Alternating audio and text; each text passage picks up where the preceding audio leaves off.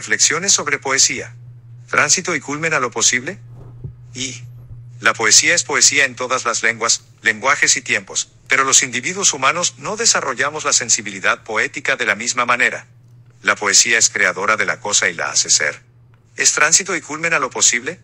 Lo primero es reflexionar sobre qué es poesía. Segundo, dejar especificado que la poesía no solo es develada por medio de la palabra. Tercero, no podremos responder a todas las preguntas formuladas en el presente texto. Cuarto, que la poesía será abordada como creación lingüística. Trataremos de apartarnos de su definición o existencia como si fuera producto de un acto taumatúrgico para aproximarnos a una definición desde el concepto de la materia y la energía. Planteamientos de teóricos de la lengua y el lenguaje han aportado ricas explicaciones a ser tomadas en cuenta sobre qué es poesía. No citaremos a ninguno de ellos. ¿Quién sentencia que solo el individuo humano es capaz de realizar un acto creativo, el cual resulta ser un acto poético? ¿Quién afirma que las abejas no hacen poesía? Se ofrece la certeza de que la poesía es reconocida mediante un acto contemplativo en los casos espirituales y mentales. Hay muchas descripciones de lo poético y lo no poético que han generado y generarán otros ensayos. La poesía y las divinidades. La primera pregunta formulada al inicio de este escrito fácilmente nos llevaría a vincular la poesía con divinidades, con el lenguaje de y para los dioses, como era concebida por los griegos, romanos y otras culturas, tanto en Oriente como en Occidente.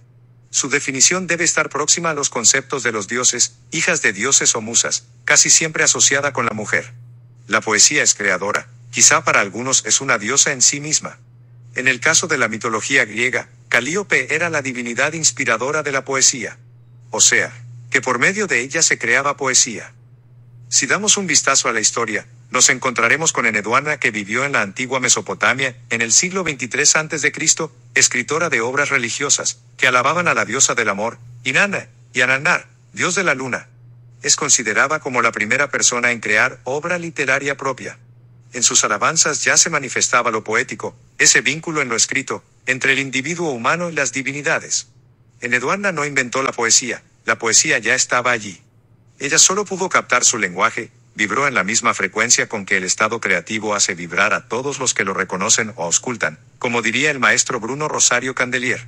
La poesía es poesía en todas las lenguas, lenguajes y tiempos, pero los individuos humanos no desarrollamos la sensibilidad poética de la misma manera.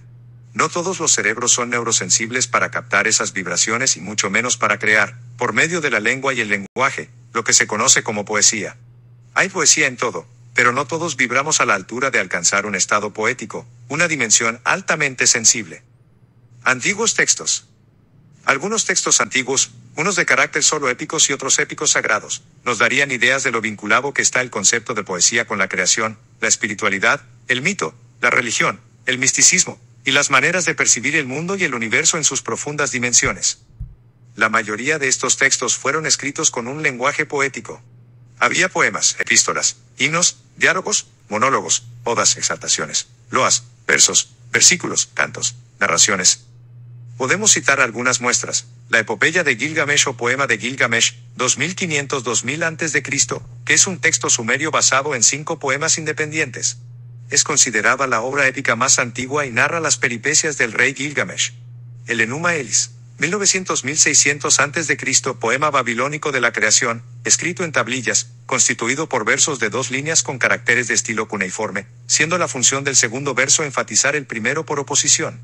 En el texto algunos elementos de los mitos, representados por ilustraciones, datan del período entre los siglos XVI y XII a.C. Una de las interpretaciones de este poema es la lucha entre el orden y el caos, mostrando el arquetipo guerrero que lucha contra el caos. Las odas de Salomón, 42 odas atribuidas al rey Salomón, de carácter religioso, que datan de los siglos I y III, de naturaleza paleocristiana. El Avesta, textos sagrados de la antigua Persia, redactados en avéstico de la religión zoroastriana. Posee versificación similar a los himnos védicos y el Yasna Tanaiti, escrito en prosa. El Ramayana, texto épico que data del siglo III a.C., no revelado por Dios. Obra muy importante, escrita en versos de la antigua India, del subgénero literario de la indonástica. El Mahabharata es un texto épico mitológico, también de la antigua India, siglo III a.C. La Bhagavad Gita forma parte de los textos religiosos hindúes del Mahabharata, compuesto por 700 versos. Contiene la conversación de Krishna, encarnación de Vishnu para los hindúes, y su primo Arjuna, antes de la guerra de Kurukshetra.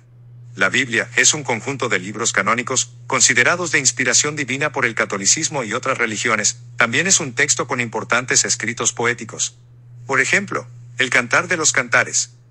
Los textos anteriormente citados, entre otros, nos inducen a pensar que la poesía es un vínculo que puede trascender la materia y el espíritu humano. En algunos casos, sería útil enfocar su estudio como percepción, creación o por mediación del individuo humano.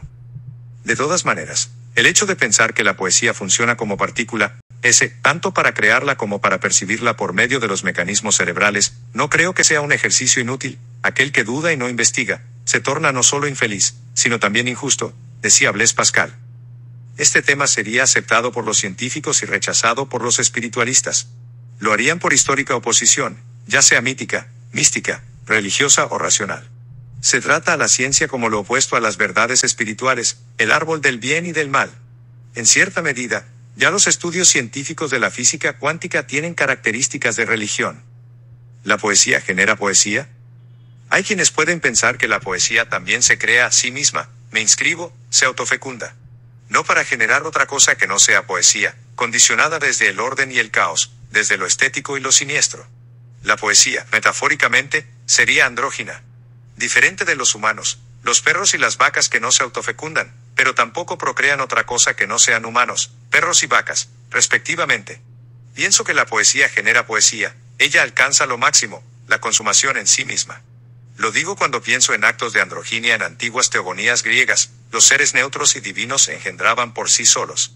Hesíodo nos refiere que del caos nacieron la noche, femenina, y Erebo, neutro. La tierra dio a luz al cielo estrellado por sí sola.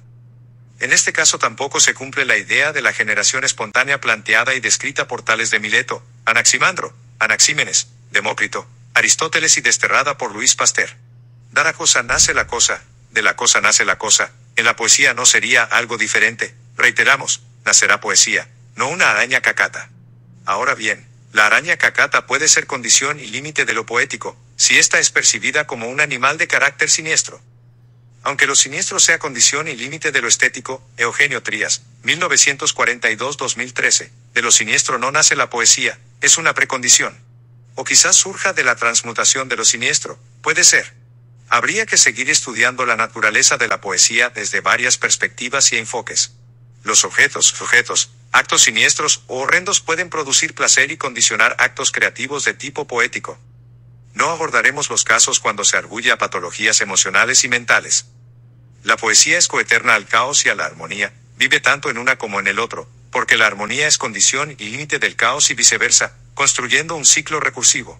Lo de la araña cacata, nombrado anteriormente, era solo por decir otra cosa, no por un acto de discriminación al animal, solo era un ejemplo que parece bueno desde mi percepción. Ahora bien, dadas las explicaciones anteriores, ¿quién se atreve a decir que una araña cacata no es una obra de arte? Ya el inmenso Walt Whitman decía, y que la hormiga también es tan perfecta, y un grano de arena, y el huevo del reyesuelo. Y la reineta es una obra de arte comparada con lo más grande. La chispa creativa y las partículas. Algunos estudiosos siguen buscando no solo de dónde viene la chispa poética, sino que, cómo y quién la produce. El acto de creación no se limita o dar por taxativo que es producto del don de Dios, sino que deben existir otras explicaciones más evidentes, que superen los postulados considerados apologéticos.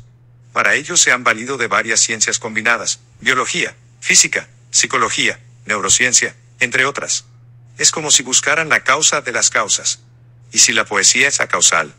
O sea, que no tiene causa no tiene materia y es una forma de energía. Toda la materia es energía, pero no toda la energía es materia. En esta última afirmación se abren campos infinitos para la imaginación y generación de nuevas hipótesis.